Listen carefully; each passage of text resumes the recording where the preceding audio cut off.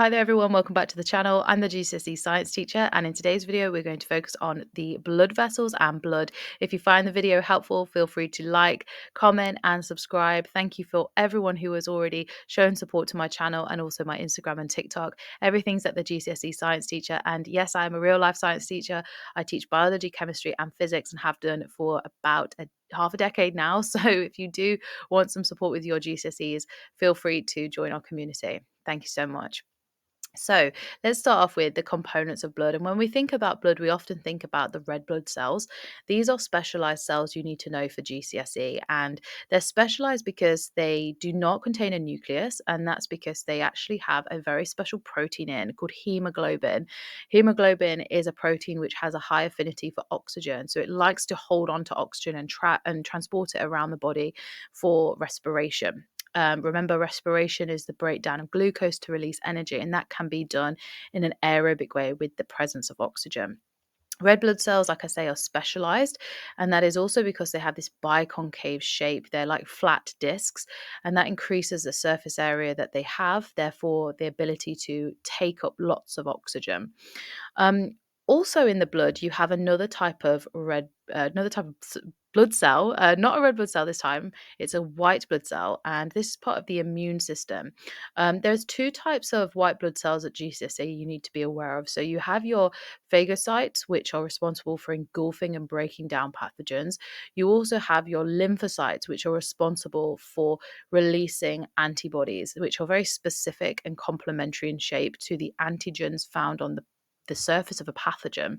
Just remember that a pathogen is a microorganism that causes disease. So things like bacteria, fungi, viruses, and protists, any of those.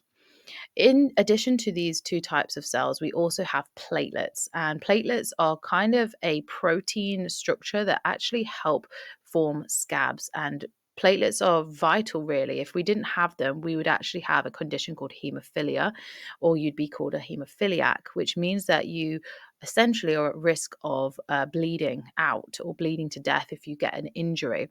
And a lot of people in the olden days would suffer from this because it's a genetic condition. It's often passed down through families. Nowadays, if someone has or suffers with that particular condition, we can actually give them clotting factors in terms of medication, and that can be really helpful. Also, in the blood, we have what we call plasma. This is kind of a liquidy substance, and we can use a machine called a centrifuge, which spins the blood at a very, very fast speed. And we can separate the blood, and we can actually see plasma when we do this. And plasma's got kind of like a yellowy color to it.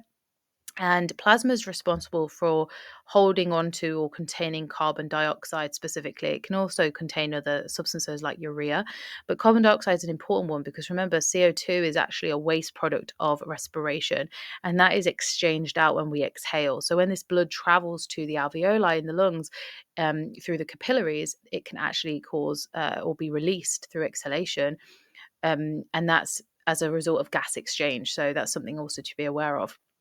Now, the blood also contains other nutrients and substances.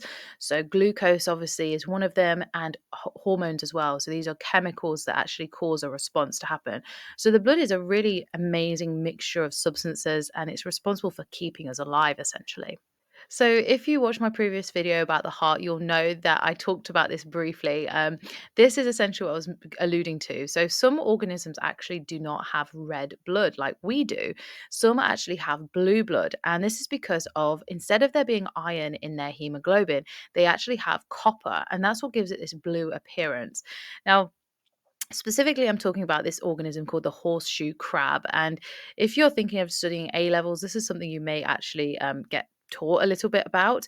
It's a really interesting organism. Horseshoe crabs were actually one of the reasons we had the COVID-19 vaccination, because they were able to extract and utilize some of the science behind horseshoe crabs. And if you are interested, I'll leave a link in the comment or the bit below the description box. I'll leave some information in there if you are interested, because it was very fascinating when I was teaching this to year 12. or about hemoglobin. We discussed this, so I'll more than happily link a research paper for you.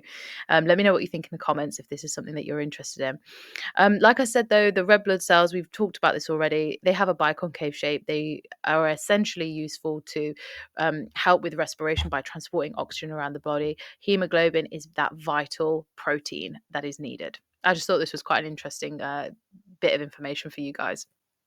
Okay, so blood vessels then. Well, we've talked about the blood. How is it transported? Well, it's transported by either the artery, the capillary, or the vein. So we'll start off with the arteries. Now, arteries are vital for transporting blood away from the heart. A for artery, A for away. There is one exception to this, however. We have the coronary artery, which is responsible for transporting blood to the heart, and this is oxygenated blood. And I will be doing a video on what would happen if the coronary artery was actually blocked or essentially blocked with plaques or fatty deposits. It actually leads to a disease called coronary heart disease. Like I said, I'll do a whole video on that because you do need to know it for your GCSE exam. But arteries are super amazing because they have a very specialized structure. They essentially help carry blood under very high pressure. And why do they do that? Well, if blood is going from the heart, it's being pumped away. Often this is oxygenated blood or it's deoxygenated, depending on what kind of artery it is. So if we're thinking about the pulmonary artery, this is blood that is going directly to the lungs. And this is blood that needs to carry oxygen. It needs to be oxygenated. Um, if it is the aorta, however, it is blood that is already oxygenated and needs to be pumped around the body to those tissues that require oxygen for respiration to release that energy. So the arteries have to push blood under very high pressure to either get to the lungs or get to the rest of the body. So it has a very thick muscle in the lumen. The lumen essentially is this hollow circular shape. So this image I'm showing you, imagine we've got a tube of the artery and we've just chopped it down the middle. This is a cross section of it. So you can see it's got thick muscle. It's also got thick elastic tissue, and that's to help with the pressure that's built up in the arteries as well. And like I say, it's got a narrow lumen to maintain that pressure too.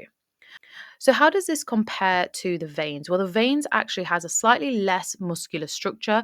It has less elastic tissue, but it has also a very important structure called the valve. So veins all have valves. We talked about valves in the heart, specifically to prevent backflow, and it's the same with veins. So in our, say, our legs, for example, I mean, there's veins absolutely everywhere in our body, but specifically our legs, I'm thinking of, we have lots of valves there. And it's because as blood is moving from our toes all the way up to our head, for example, or our heart or our lungs, or moving upwards, it's actually moving against gravity. So, in terms of physics, remember that gravity is acting downwards, blood would naturally want to just stay at the bottom.